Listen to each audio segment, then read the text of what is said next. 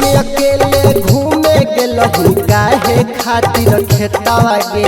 होली में अकेले घूमे गेलही काहे खातिर खेतवा गे। धके रंगमा डाल दिल कौ यादो जी के बेटवा गे। धके रंगमा डाल दिल कौ हीरा के बेटवा गे। होली में अकेले घूमे गेलही काहे खातिर खेतवा गे। होली में अकेले घूमे गेलही काहे खातिर खेतवा गे। धके रंगमा डाल दिल कौ यादो जी के बेटवा गे। धके रंगमा डाल दिल कौ यादो जी के बेटवा गे।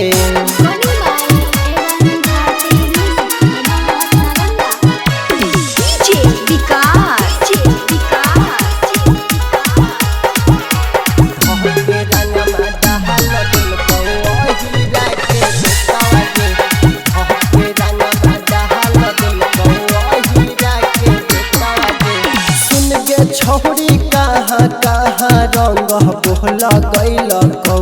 लाग हौ कि भीतर ले है तब घुसैल कौ।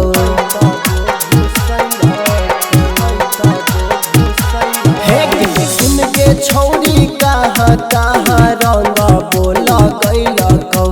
लाग हौ कि भीतर ले है तब घुसैल कौ। भेलौ बेकार फालतौ सलवार धई के सरसो खेतवा गे। भेलौ बेकार फालतौ सलवार धई के सरसो खेतवा गे। धके रंगमा डाल दिल कौ यादो जी के बेटवा गे।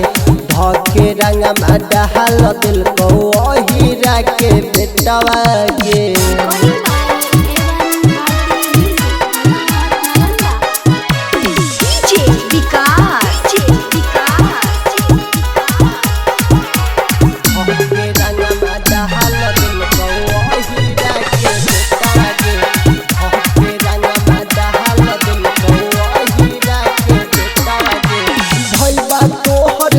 तो कैसे भेलौ गहल लाल गे। जदि तू बोतैनी होतै होली में बबाल गे।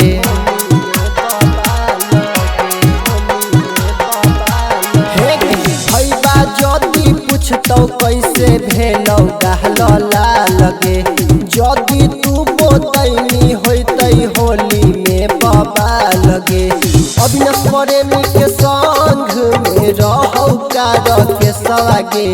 अविनाश प्रेमी के संग में रहौ कार में सवागे।